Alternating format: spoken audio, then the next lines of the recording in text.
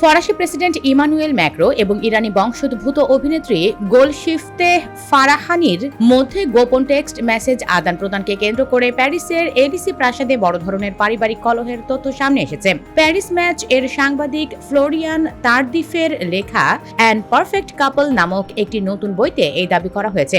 বইটিতে অভিযোগ করা হয়েছে, গত বছর একটি বিদেশ সফরে বিমান থেকে নামার মুহূর্তে ফরাসি ফার্স্ট লেডি ব্রিজিত ম্যাক্রো তার স্বামী ইমানুয়েল ম্যাক্রোকে রাগের মাথায় ধাক্কা দিয়েছিলেন বা চর সদৃশ একটি অঙ্গভঙ্গি করেছিলেন। এই ঘটনার একটি ভিডিও তখন সামাজিক যোগাযোগ মাধ্যমে ছড়িয়ে পড়লে ব্যাপক আলোচনার সৃষ্টি হয়, যা এখন এই নতুন বইয়ের তথ্যে নতুন মাত্রা যোগ করল।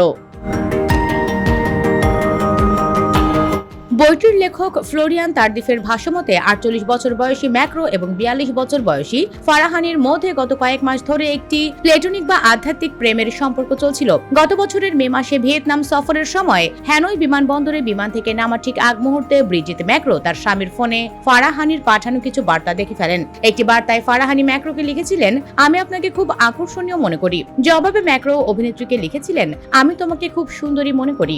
এই ধরনের বার্তার আদান প্রদান দেখেই ৭৩ বছর বয়সী ব্রিজিত মেজাজ হারিয়ে ফেলেন এবং বিমানের সিঁড়িতে নামার সময় জনসমক্ষে সেই ব্যক্তিগত ক্ষোভের বহিঃপ্রকাশ ঘটান। যদিও সেই সময় এলিসি প্রাসাদ থেকে এই ঘটনাটিকে নিছক মজা বা ফেক নিউজ বলে উড়িয়ে দেওয়া হয়েছিল, তবে নতুন এই বইয়ের প্রকাশ ফরাসি রাজনীতিতে তোলপাড় সৃষ্টি করেছে।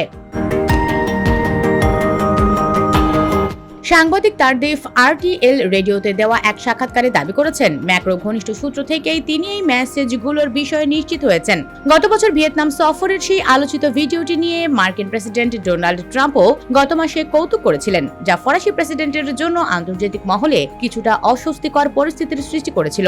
এদিকে ব্রিজিত ম্যাক্রোর ঘনিষ্ঠ একটি সূত্র পলিটিকোকে জানিয়েছে, ফার্স্ট লেডি এই সমস্ত অভিযোগ স্পষ্টভাবে অস্বীকার করেছেন। ফরাসি প্রেসিডেন্টের কার্যালয় থেকেও আনুষ্ঠানিকভাবে এখনো কোনো প্রতিক্রিয়া জানানো হয়নি, তবে তারা আগের মতোই বিষয়টিকে ঘরোয়া ঠাট্টা হিসেবে বর্ণনা করছে। অন্যদিকে অভিনেত্রী গোলশিফতে ফারাহানি এর আগে ম্যাক্রোর সাথে তার সম্পর্কের গুঞ্জন অস্বীকার করলেও এই নতুন বইয়ের সুনির্দিষ্ট অভিযোগগুলো নিয়ে এখন পর্যন্ত কোনো মন্তব্য করেননি।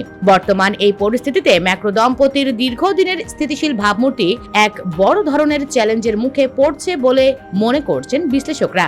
খবর NDTV। US Bengal desk report.